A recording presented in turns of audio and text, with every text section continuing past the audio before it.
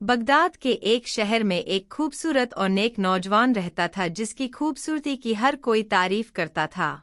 इस नौजवान के माँ बाप बचपन में ही इंतकाल कर गए थे और मस्जिद के मौलवी साहब ने उसकी परवरिश की थी। जब वह बड़ा हुआ तो अपनी रोजी रोटी खुद कमाने लगा। उसके घर में एक प्यारा सा तोता भी था।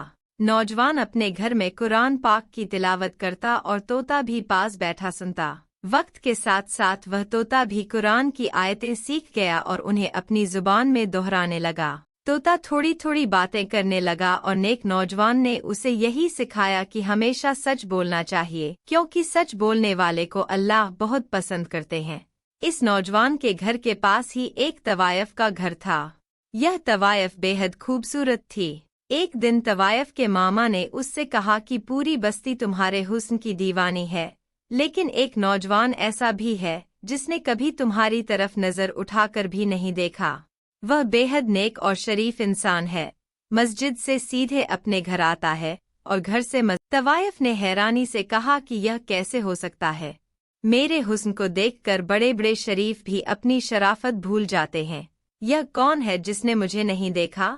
तवायफ की मुलाजिम ने कहा, अगर आप चाहो तो उसे आजमा कर देख सकती हो। तवायफ ने कहा, ठीक है। अब इस तवायफ ने शरीफ लड़की का भेष बनाया और मस्जिद के दरवाजे पर जाकर खड़ी हो गई ताकि जब वह नौजवान आए तो किसी न किसी बहाने उसे फंसा सके। लेकिन नौजवान ने कभी उसकी तरफ नजर न की। दिन गुजरते गए मगर नौजवान ने कभी तवायफ की तरफ देखना भी गवारा न किया। आखिर एक दिन तवायफ जानबूझकर जमीन पर गिर गई। नौजवान ने उसे जमीन पर गिरा हुआ देखा और सबसे पूछा कि यह लड़की कौन है। वहां मौजूद लोगों ने कहा कि हम इसे नहीं जानते। नौजवान ने कहा कि इसे उठाकर मेरे घर पहुंचा दो। लोगों ने उस लड़की को उठाकर उसके घर पहुंचा दिया। तवायफ दिल ही दिल में खुश हो गई और सोचने लगी कि मेरा पहला वार कामयाब हो गया। नौजवान इशा की नमाज पढ़ने के लिए मस्जिद गया और तवायफ उसकी राह देखती रही। जब वह लौटा तो तवायफ ने बीमारी का बहाना किया और अपने हुस्न से उसे बहकाने की कोशिश की।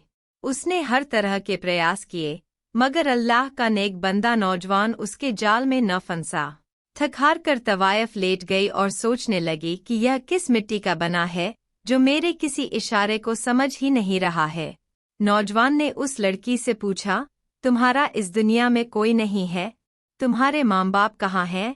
तवायफ ने रोते हुए कहा, इस दुनिया में मेरा कोई नहीं है। नौजवान को उस पर दया आ गई और उसने कहा, तुम मेरे लिए गैर महरम हो, इसलिए तुम्हारा मेरे साथ रहना ठीक नहीं है। तवायफ ने रुलाई का बहाना करते हुए कहा, मैं कहाँ जाऊंगी?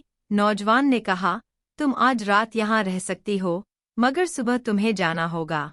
सुबह नौजवान ने मौलवी साहब से मशविरा किया कि एक बेसहारा लड़की मेरे घर में है, मैं क्या करूं? मौलवी साहब ने कहा, अगर उसका इस दुनिया में कोई नहीं है तो तुम उससे निकाह कर लो। नौजवान ने वापस आकर लड़की को बताया कि मौलवी साहब ने कहा है कि मैं तुमसे निकाह कर लूं। यह सुनकर तवायफ के दिल में डर पैदा। वह सोचने लगी कि मैं तो उससे बस अवैध संबंध बनाना चाहती थी, उसकी बीवी बनना नहीं चाहती थी। मगर उसने मन में सोचा कि मैं झूठ मूठ निकाह के लिए हाँ कह दूंगी और बाद में उससे अलग हो जाऊंगी। नौजवान बेहद खुश हुआ और मौलवी साहब ने उनका निकाह पढ़ा दिया। कुछ दिन बाद तवायफ का दिल भर गया और उसने अपने मुलाजिम को संदेश भेजा कि मैं यहाँ से निकलना चाहती हूँ। मुलाजिम ने कहा कि अब तुम उसकी बीवी हो, यहाँ से कैसे निकलोगी? तवायफ ने कहा कि मुझे तो बस उसका हुस्न चाहिए था, अब मैं उससे छुटकारा चाहती हूँ। मुलाजिम ने कहा कि तलाक ले लो, लेकिन तवायफ ने जवाब दिया कि वह मुझे कभी तलाक नहीं देगा। उसने सोचा कि क्यों न मैं उसे मार दूं। तवायफ ने जहर मंगवाया और उसे खाने में मिला दिया। घर का तोता, जो हमेशा वहां मौजूद रहता था, यह सब देख रहा था। उसने जोर से चिल्लाना शुरू किया, बचाओ बचाओ। नौजवान उसके पास आया और पूछा कि तुम क्यों चिल्ला रहे हो? तोता फिर बोला, बचाओ बचाओ, लेकिन नौजवान उसकी बात को समझ न सका और खाना खाकर सो गया।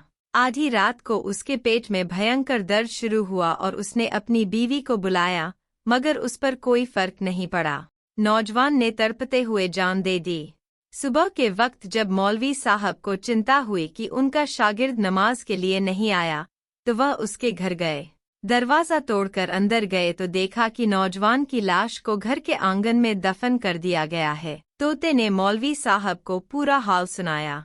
मौलवी साहब गुस्से में उस तवायफ के ठिकाने पर पहुंचे। वहां उसकी मुलाजिम रोती हुई आई और उसने मौलवी साहब से माफी मांगी। उसने बताया कि तवायफ का चेहरा अल्लाह के कहर से बंदर की शक्ल में बदल चुका है। उसके पाप का अंजाम उसे यही मिल गया। यह कहानी हमें यह सिखाती है कि अल्लाह के नेक बंदों के साथ छल करने का अंजाम हमेशा बुरा होता है।